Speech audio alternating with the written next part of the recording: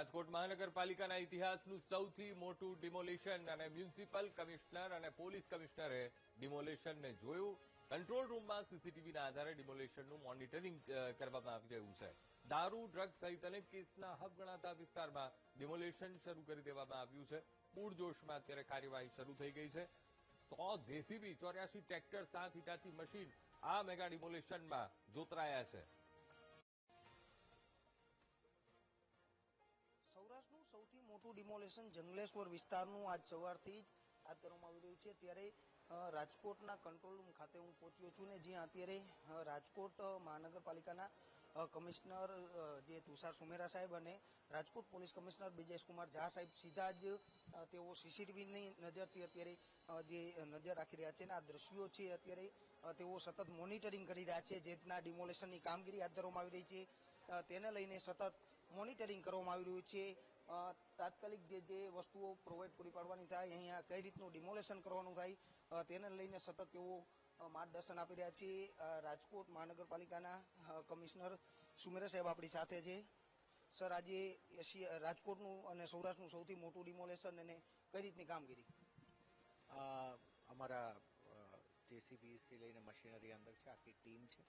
હાલ ગ્રાઉન્ડ ઉપર 3000થી વધારે પર્સનલ છે અને પહેલી 1 કલાકમાં લગભગ 250 જેવું અમે યુનિટ્સ ડિમોલિશ થઈ ચૂક્યા છે. સીસીટીવીથી સતત મોનિટરિંગ થઈ રહ્યું છે. કઈ કઈ વસ્તુઓ મોનિટરિંગ કરવામાં આવી રહી છે? શું વસ્તુ ધ્યાનમાં રાખો?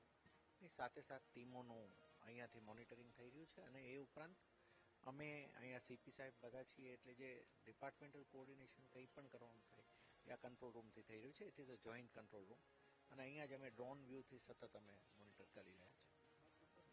ડ્રોન વિઝ્યુઅલની મદદથી સતત તેઓ મોનિટરિંગ કરી રહ્યા છે અને આ કંટ્રોલ રૂમ ખાતે રાજકોટ મહાનગરપાલિકાના કમિશનર અને પોલીસ કમિશનર સાહેબ આપણી સાથે છે. તેમની સાથે વાત કરશું કઈ રીતનો બંદોબસ્ત, કઈ રીતની વ્યવસ્થાઓ છે તે ગોઠવવામાં આવી. બ્રિજેશકુમાર ઝા સાહેબ સહિતના તમામ લોકો અત્યારે પહોંચ્યા છે અને તેઓ સતત મોનિટરિંગ છે કરી રહ્યા છે. હું ડિસ્પ્લેના માધ્યમથી દેખાડવા માંગીશ કે કઈ રીતનું ડિમોલેશન છે તે હાથ ધરવામાં આવી રહ્યું છે. સૌથી વધુ આ જે વિસ્તાર જે અત્યારે બનાવવામાં આવ્યો છે આ વિસ્તારના જે ગેરપ્રવૃત્તિ સૌથી વધુ અહીંયા જોવા મળતી હોય છે. દારૂ, જુગાર, ડ્રગ્સ સહિતની અનેક વસ્તુઓ અહીંથી ઝડપાતી હોય છે. વારંવાર આ દૂષણનો અડ્ડો હતું તેવો વિસ્તાર પ્રથમ ડિમોલેશન કરવાની કામગીરી છે તે જ્યારે મહાનગરપાલિકા દ્વારા શરૂ કરવામાં આવી છે ત્યારે ચુસ્ત બંદોબસ્ત વચ્ચે અત્યારે ડિમોલેશનની કામગીરી છે તે શરૂ થઈ ચૂકી છે.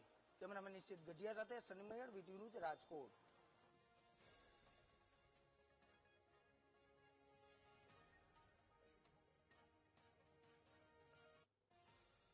તો આ તરફ તાપીના કુકરમુંડામાં પથ્થરમારો કરનાર આરોપીઓ અંતે પોલીસના સખંજામાં આવી ગયા છે.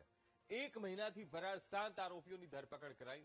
ખાટીક ફળગામમાં 2 જૂથ વચ્ચે અથડામણ થઈ હતી અને આરોપીઓએ સામાન્ય બોલાચાલીમાં પથ્થરમારો કર્યો હતો. ત્યારે ઝઘડો વધુ ઉગ્ર બનતા 40થી 50 લોકોના ટોળાએ પથ્થરમારો કર્યો હતો. અગાઉ પોલીસે 12 આરોપીઓની અટકાયત કરી હતી.